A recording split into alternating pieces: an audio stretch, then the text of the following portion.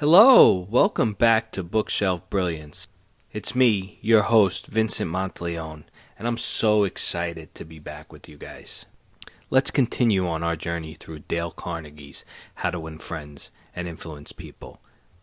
In case you forgot, or you're new here, what we do on Bookshelf Brilliance is go chapter by chapter through classic books, unlocking the classic wisdom hidden in those pages.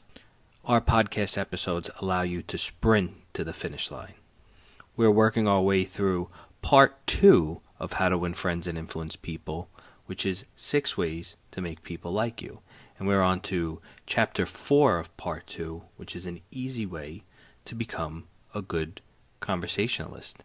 And a little spoiler alert, it's not going to be what you think. So, let's get started. Whether you're an introvert or an extrovert, it doesn't matter. In order to get people to like you, you have to be able to engage with people. And one of the basic ways that we engage with each other day in and day out is through conversations. Whether it's simple, small talk with the waitress when you're picking up your food at the diner, or it's longer conversations with your partner on your ride home from work, or discussing something that happened maybe with one of your children. The way we converse with others is so important to how we are perceived by them, whether they like us, whether they think we're smart, intelligent, comes from what we put out there in that back and forth when we converse. So when talking with someone, what do you think is the most important aspect of a conversation? Is it being funny? Do you have to have great jokes, awesome wit? Is it being empathetic? Do you have to, make yourself out to be, a sympathetic character and something someone feels bad for? Maybe be loud and enthusiastic and speak with your hands like us Italians tend to do, and I'm doing it right here even though you guys can't see it. Do you think that's it? Actually, none of those are it. So I'm going to give you a couple seconds. Why don't you think about it? Pause it here. Scream it out in the car. Do you got it? Do you know what it is?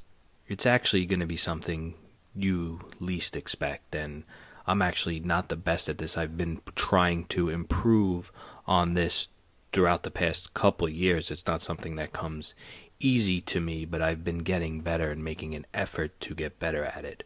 What makes you a good conversationalist is being a good listener. And there's that timeless saying, God gave you 2 ears and 1 mouth for a reason. Now, I wish I knew this lesson a little bit earlier in life when I was still trying to court girls, although it seemed to somehow work out for me as I'm happily married to my beautiful wife, Samantha. Sam, love you, babe. But I'm sure in my dating years I would have had a lot more successful dates if I learned this lesson a little bit earlier. So let's pretend you're a young guy and you're trying to impress a girl on a first date. Do you think the best approach is to spend the date talking about you, about how much money you make, about how you just bought a new Corvette, about how you knew about Christian McCaffrey in his sophomore year before anybody else, and you rode him to the promised land? I hope you don't go with the fantasy football one. At least the money and the nice car seems like something that would be an admirable trait, right? But if you spend the date talking about yourself, constantly butting in and flipping the conversation to be about you and about what you like and your passions and your interest, odds are she's not going to be digging you as much, and you're likely not going to get that second date. Now let's flip the script. Let's make it about her interests. Let's get her talking.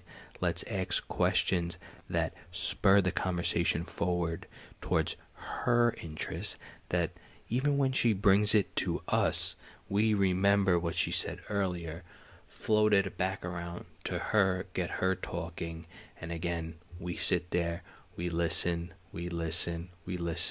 attentively, and then at the end of the date, she's going to have had a great time, and she's going to be begging you to take her out again. That's the key. Even when someone wants to talk about you and your experiences, get into the habit of flipping it around and getting the conversation back to them speaking about things that they are interested in. They will think you are the best conversationalist around. They will like you, even though you did much less of the talking, if any at all. Listening intently with genuine interest is the kind of listening that is the best and biggest, highest compliment we can pay to anybody. Really, giving them our undivided attention in a world where we are constantly distracted. And one of the keys to doing that nowadays, obviously Dale didn't know about this back then because, cell phones weren't around yet, but more so than ever, we know that we do not have the undivided attention of anyone, right? Their cell phone is constantly in view. So one of the simple things that we can do to really let others know that we're paying attention, that we're giving them their time, is to put your phone away. I'm not saying keep it on the table and then what most of us do, flip it over as if, we can't still hear it ping or, feel the vibrations. We all can hear the vibrations. But get that phone out of view. Studies show that when your phone is out of view, it just helps you engage better, and it also sends a message to the person that you're speaking with that you are there for them in that moment. We've all been in meetings at work where, everybody has their laptop and their phones out, and, they're paying attention. It's the same way that we all watch TV with an iPad or iPhone in hand, right? We're missing certain things. We know we're not all there. So we need to remove that from when we're in one-on-one situations trying to connect and converse with others. Become an active listener. Sit up. Lean forward. Make eye contact. Raise your eyes in certain expressions. Hear with your eyes as well as your ears. Don't interrupt. Let them talk. Let them vent if they need to. Let them complain. Even if it's at you or at your company, then thank them for that. Say, thank you for that criticism, that constructive feedback so that I can get better. Watch their attitude change from being an annoyed customer into being someone who's receptive to you because they know that you listened to them and you made them feel important. This also works at home, whether it's your spouse or your child, and they come to you and they say, hey, I really need to talk, and you're busy doing 14 million things. Maybe you're trying to get dinner ready or whatever you're doing. Stop it. Stop what you're doing. Sit down across from them at the table, or just make an effort to tell them that I'm stopping what I'm doing. I'm listening to you. You and your issue, you and your problem are important. Spill it on me, son. Spill it on me, daughter. In a lot of instances, whether at home or at work, when people want to complain, sometimes they really just want to feel important. Give them that, and then watch them withdraw their complaint or realize how meaningless or insignificant it truly was.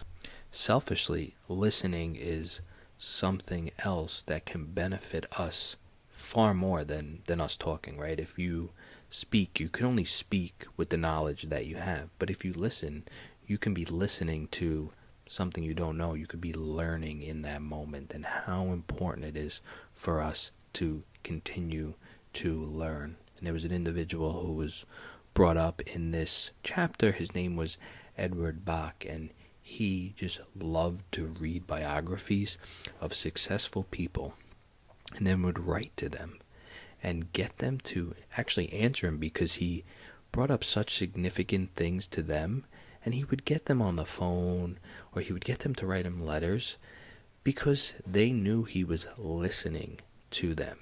And he learned so much from these encounters. We can do the same, and we, more than Edward had, as he was going through encyclopedias back then, we have things like podcasts and YouTube at our disposal. So many things for us to listen to people who have been more successful than us and are where we want to be. And then when we do get people in a room and we have those one-on-one interactions with each other, let them speak, listen intently, and watch your relationships begin to prosper. Let us put a bow on this.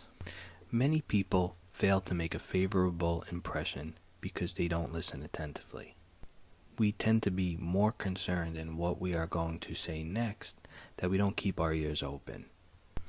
We do this despite knowing that we prefer talking to people who are good listeners, not good talkers.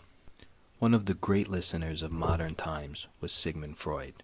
A man who met Freud described his manner of listening. It struck me so forcibly that I shall never forget him.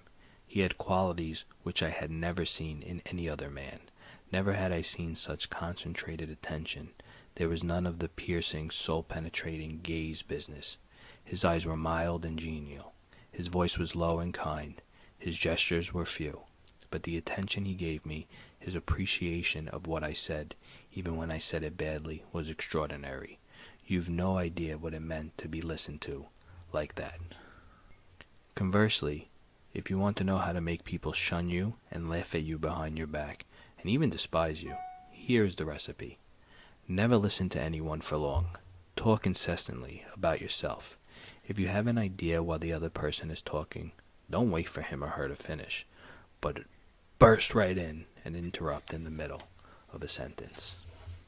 I've been guilty of especially that last thing a lot, and I'm trying to get better at it. And we all should try to get better at it. Nobody's perfect. Nobody's going to be perfect 100% of the time, but let's take little steps towards getting better, towards improving our relationships by improving our ability to listen and thus being good conversationalists. Now let me leave you with this. If you aspire to be a good conversationalist, be an attentive listener. To be interesting, be interested. Ask questions that the other person will enjoy answering. Encourage them to talk about themselves and their accomplishments. Remember that the people you are talking to are 100 times more interested in themselves and their wants and problems than they are in you and your problem. A person's toothache means more to that person than a famine in China which kills 1 million people. A boil on one's neck interests one more than 40 earthquakes in Africa. Think of that the next time you start a conversation. Principle 4. Be a good listener. Encourage others to talk about themselves.